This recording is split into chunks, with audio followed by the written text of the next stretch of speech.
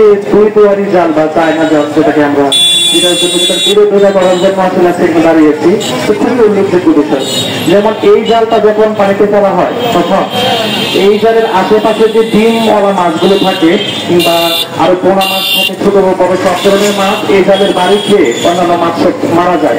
এইভাবে যদি এই ধারাবাহিকতা চলতেই থাকে, এক সময় আমরা আমাদের মাঝখান থেকে আমাদের যে দেশের মাছগুলো আছে সবকিছু হারিয়ে যাবে।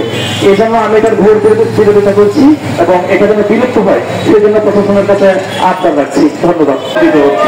আমরা জানি বিগত কয়েক বছর ধরে যেমন কারেন্ট জাল ব্যবহার হচ্ছে, কারেন্ট জালের মাধ্যমে যেভাবে মাছ নিধন হচ্ছে, ঠিক তেমনি ভাবে নতুন করে আরেকটি বড় ধরনের এই মিঠা পানির মাছ বা হাওর খাল বিলের মাছ নিধন করার বড় একটি যন্ত্র আবিষ্কৃত হয়েছে, চায়না দুয়ারি জাল, যার মাধ্যমে শুধু এই মাছের বিলুপ্ত হচ্ছে না, মাছের সাথে সাথে জলজ যে সকল প্রাণী আছে তারাও কিন্তু আজকে হুমকির সম্মুখীন।